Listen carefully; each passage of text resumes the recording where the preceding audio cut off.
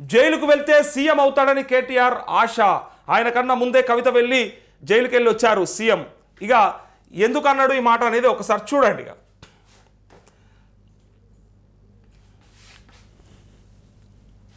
రైతు భరోసాకి సంబంధించి ఒక ఇంపార్టెంట్ అప్డేట్ కూడా ఉంది, నేను చెప్తాను. అది ఒక్కసారి రాజకీయాలు ఏంటివో ఇది చూసినాక ఇగో అట్లయితే ముందు ఆయన చెల్లెలే ఉంటుంది అంటూ విచారణ అనగానే ఇగో చూసినరా నా మీద కేసులు పెడుతున్నారని కేటీఆర్ ఏడుస్తుండు. ఒగల ఏడుపులట. ఇకపా ఏమన్నా రాస్తుండ్రా పత్రికలు, ఒగల ఏడుపులట. ఇంకోసారి పెట్టుర్రి జైలుకు పోతా అంటుండు. అంటాడు ఎప్పుడెప్పుడు జైలుకు పోదామా, జైల్లో కూర్చుందామా అనుకుంటున్నాడు.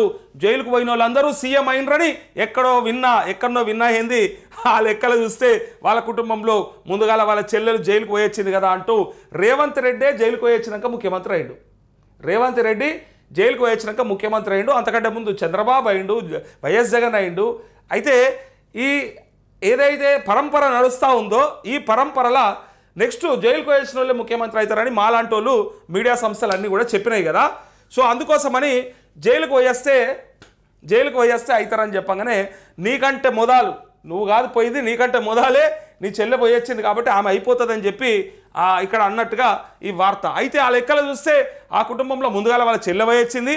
అట్లా కూడా ఈయనకు అవకాశం లేదు. కేసీఆర్ ఫ్యామిలీలో ఆ ఛాన్స్ కూడా కేటీఆర్ చెల్లెలు కొట్టేసింది. ఆయన చిల్లర ఆలోచనలు మానుకోవాలి. 10 ఏళ్ళు మంత్రిగా చేసినోడు కొంచెమైన ఆలోచన చేయాలి. అట్లా కాకుండా అన్ని చిల్లర మాటలే మాట్లాడుతున్నాడు. ఆయన పక్కనున్నోళ్ళే ఫోన్ చేసి ఏదేదో మాట్లాడుతున్నాడని అంటున్నారని కేటీఆర్ను సీఎం రేవంత్ రెడ్డి విమర్శించారని చెప్పి ఆయన పక్కనున్నోళ్ళే ఎవరెవరో ఫోన్ చేసి నాకు ఏదేదో సమాచారం ఇస్తూ ఉన్నారట.